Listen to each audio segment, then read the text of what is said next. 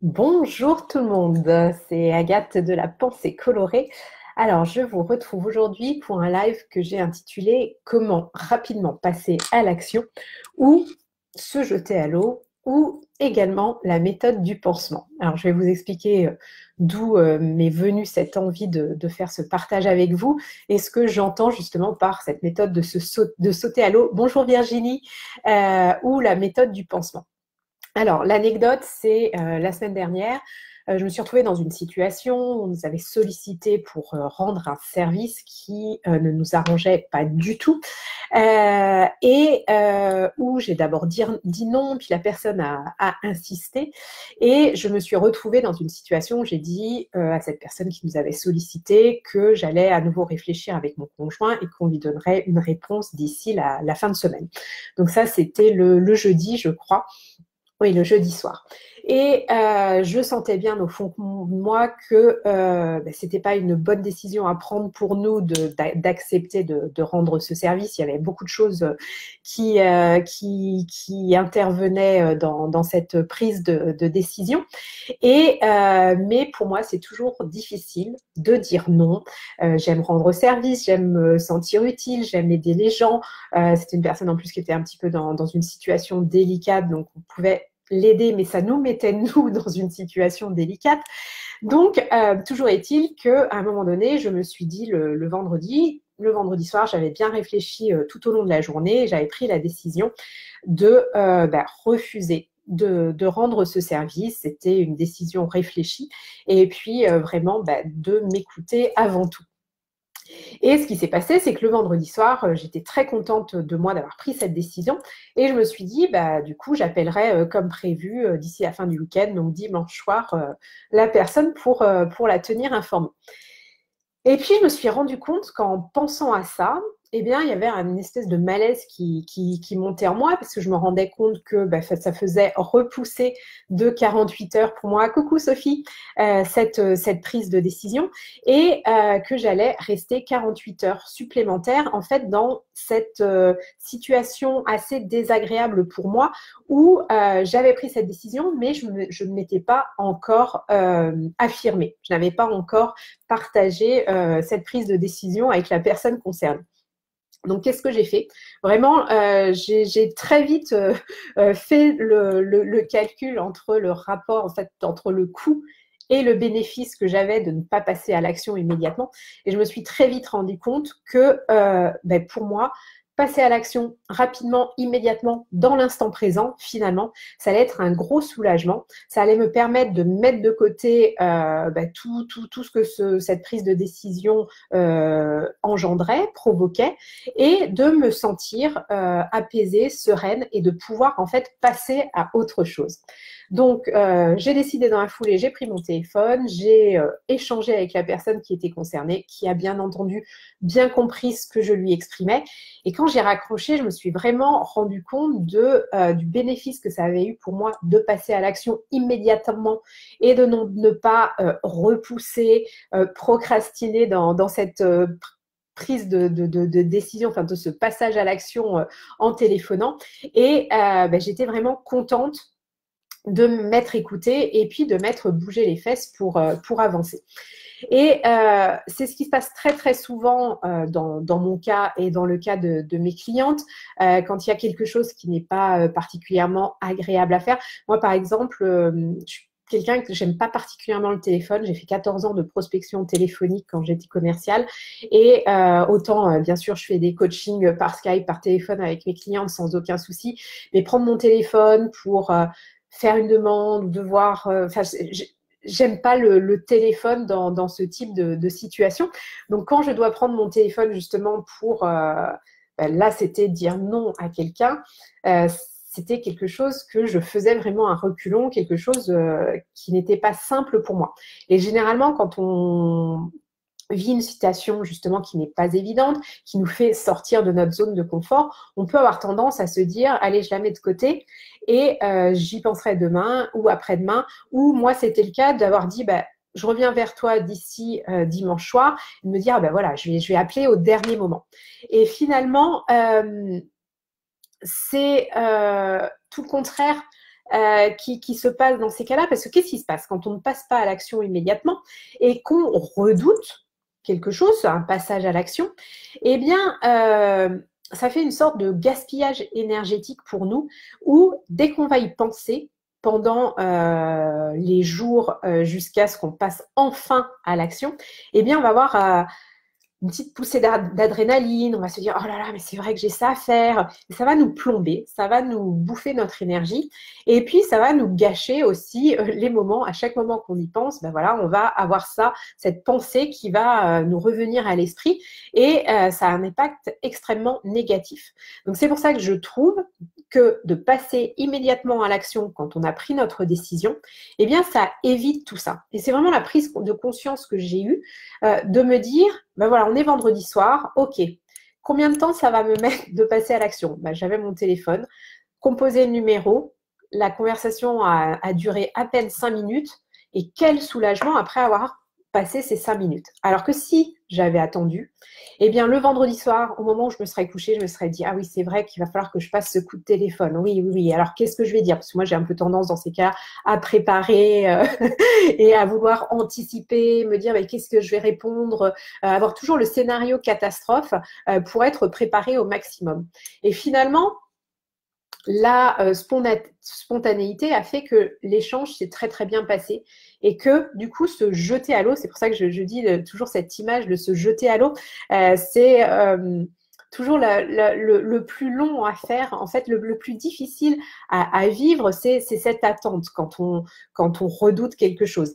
Et je ne sais pas si vous vous souvenez, enfin moi je me rappelle de fois être à l'école ou même dans une piscine où il y avait un plongeoir et où on devait sauter du plongeoir. Et finalement, c'est pas le moment où on saute à l'eau qui est le plus difficile, mais tout ce moment où on anticipe en faisant la queue pour monter sur le plongeoir, ce genre de choses. J'ai encore vécu ça dernièrement lors d'un événement entrepreneur, et où on était une vingtaine et on nous demandait de nous présenter en 1 minute, ce qu'on appelle faire un pitch. Et il fallait, voilà, il demandait qui se lance. Et à chaque fois, c'est la même chose. J'observe toujours, les personnes ont peur de se lancer, et du coup, personne ne lève la main. Et moi, au contraire, j'ai tendance à chaque fois, quasiment, je dis, ah ben moi, je veux bien commencer, parce qu'en fait, voilà, je me lance, je fais mon pitch, et une fois que j'ai fait le pitch, ça dure 1 minute, j'ai sauté à l'eau, et après, moi, j'attends tranquillement dans l'eau de voir les autres sauter. Et d'ailleurs, il y a une des femmes qui partageait, qui disait que le plus dur pour elle à chaque fois, c'était aussi cette attente, voilà, une fois qu'on se lance, voilà, de formuler notre pitch en 1 minute, ça se fait très facilement, mais c'est voilà, d'observer les autres, d'attendre son tour qui est toujours le plus long. Donc vraiment, vraiment, réfléchissez à ça quand vous hésitez à passer à l'action, parce que vous pensez que ça va être un moment qui ne va pas être agréable à passer. Déjà, là, vous êtes dans la projection. Vous n'avez aucune idée de comment ça va se passer exactement. Moi, en l'occurrence, cet appel que je redoutais un petit peu, ça a été hyper fluide, ça a été hyper rapide, et ça n'a pas du tout été douloureux. Donc, projetez-vous vraiment. Dites-vous que ce sera toujours plus agréable pour vous de passer rapidement à l'action. Ce que vous pouvez faire, c'est justement calculer le rapport entre le coût et le bénéfice de ne pas passer à l'action.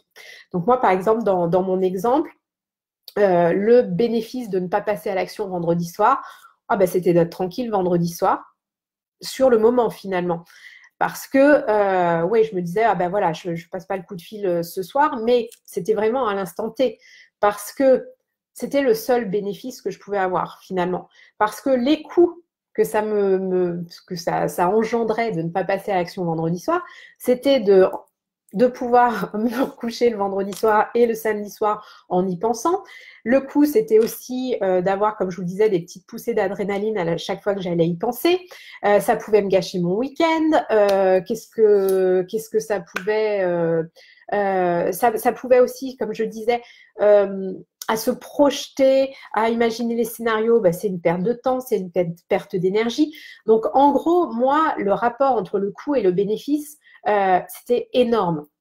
Parce que le bénéfice, si je notais sur 10, je pouvais dire que le bénéfice de ne pas le faire maintenant, c'était quoi la note? 2 sur 10 éventuellement, alors que le coût d'y penser pendant tout le week-end, d'y penser tous les soirs avant de m'endormir, de redouter, d'appréhender, ben, ça avait un coût de l'ordre de 9 sur 10. Donc, quand vous faites le calcul, 9 divisé par 2, ça fait 4,5.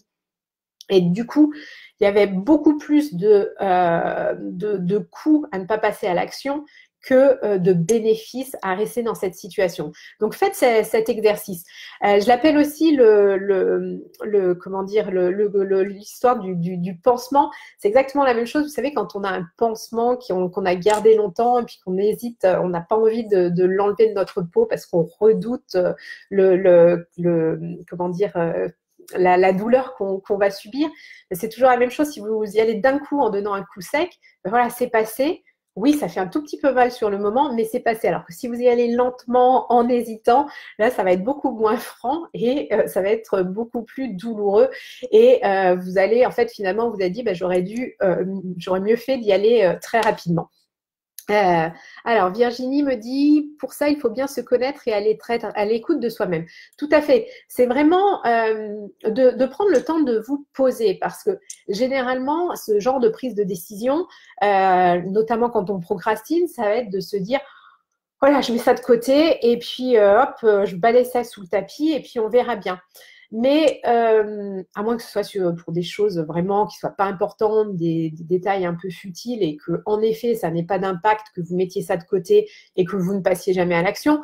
Mais là, on parle de choses justement où vous savez que de toute façon, c'est important et à un moment donné, il va y avoir un degré d'urgence, vous avez une deadline, c'est quelque chose que vous devez faire. Eh bien, prenez le moment de vous poser, de vous recentrer et puis vraiment de vous poser cette question. OK, vraiment, est-ce que ce serait pas mieux que je le fasse maintenant, que je m'en débarrasse et que je passe à autre chose? C'est vraiment, vraiment, moi, la manière dont ça fonctionne. Et ce qui est très, très intéressant, c'est que plus vous allez agir de cette manière, plus ça va être un cercle vertueux et plus vous allez le faire spontanément.